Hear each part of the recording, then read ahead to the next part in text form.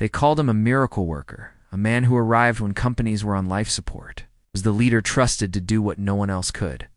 Born in Brazil, raised in Lebanon, and educated in France, Carlos Ghosn learned early how to adapt, survive, and think globally. He believed culture was important, but results were everything.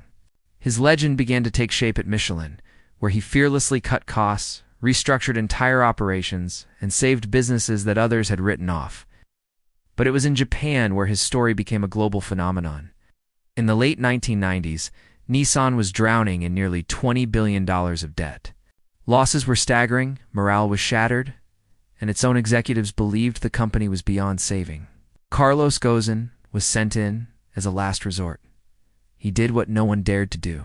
He closed factories, slashed the number of suppliers, and dismantled traditions that had stood for decades. And he made a bold promise to the world. If Nissan does not return to profit, I will resign. Many doubted him. Some despised him. But within 2 years, Nissan wasn't just surviving, it was thriving. It was profitable again. Carlos Ghosn became an icon, the man who saved Nissan. He later took control of Renault, forming a powerful alliance and becoming one of the most influential executives in the entire auto industry. He was praised for his discipline, speed, and flawless execution. But immense power comes with immense pressure, and pressure always attracts enemies. In November 2018, everything came crashing down. Carlos Ghosn was arrested in Japan, accused of serious financial misconduct. The world watched in shock as the hero fell from grace. But the story was far from over. Under strict 24-hour surveillance and facing years in a Japanese prison, Ghosn planned one of the most audacious and unbelievable escapes in modern history, hidden inside a large equipment box. He was smuggled onto a private jet and flown out of Japan, eventually landing in his childhood home of Lebanon.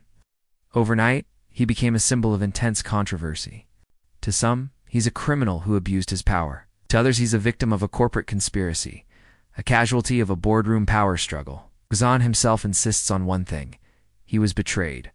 His story isn't simple. It's a complex tale of brilliance and ambition, of unprecedented success, and a dramatic downfall. It's a story about leadership, power, and the inevitable consequences that follow. Carlos Ghosn reminds us all that success can lift you higher than anyone else, but it also places you under the brightest, most unforgiving spotlight. Because in the world of billion-dollar corporations, winning is never the final goal. Survival is the real game. If you found this story as fascinating as we did, don't forget to like, subscribe,